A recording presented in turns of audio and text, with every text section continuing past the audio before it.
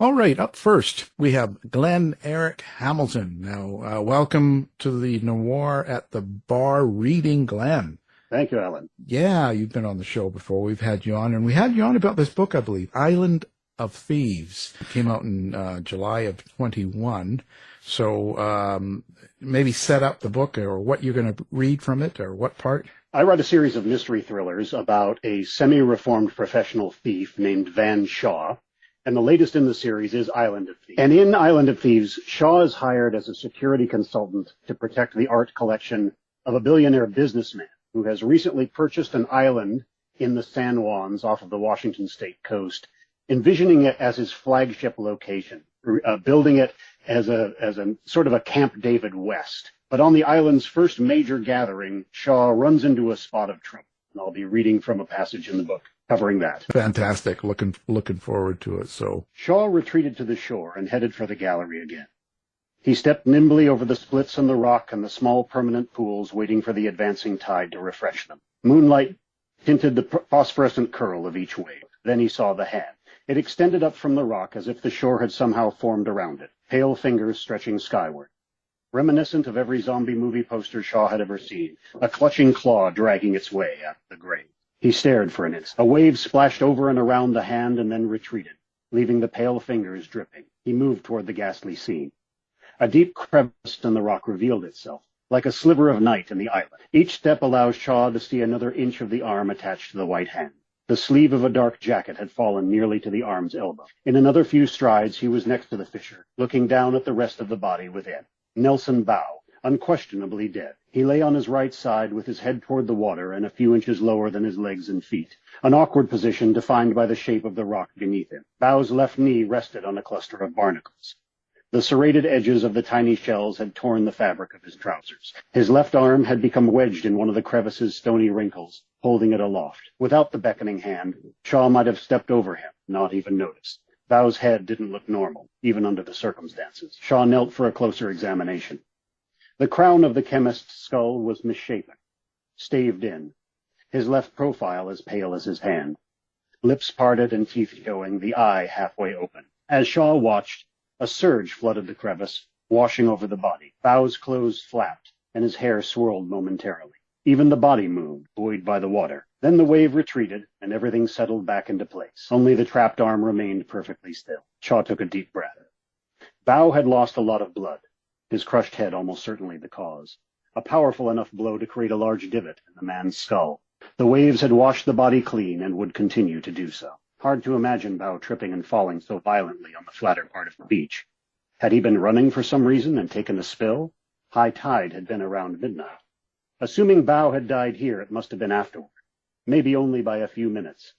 An ebbing tide couldn't have come up high up on the beach and carried his body outward. Assume that Bow had suffered the injury to his head farther up on the beach, out of the water. For what had happened after that, Shaw could only think of two possibilities. Bow had crawled or staggered into the water and died, or someone had dragged him in, maybe with the hope that the tide would carry the body out into the stream. Either way, Bow had become lodged in the crevice by the surging waves, and here Shaw stood but did not move away. He didn't want to chance stepping on or kicking anything loose from where it might lie. People didn't generally carry around blunt objects. They took advantage of what was there. He walked slowly in a wide circle, scanning the ground, leaving his flashlight in his pocket. No reason to attract attention until he was ready. When his first circle came up empty, he walked a larger one without much expectation. If there had been a weapon, a rock or a driftwood log, it could have been taken away or thrown a distance, on land or into the water. It wasn't close in any event. He returned to where Bow lay. Another surge of tide forced the body into a false dance. When it subsided, Shaw knelt and leaned down to dip his hands into the chill froth and grab hold of the jacket's lapels. He heaved, pulling the body from the crevice. Bow's trapped arm came loose and flopped coldly onto Shaw's face.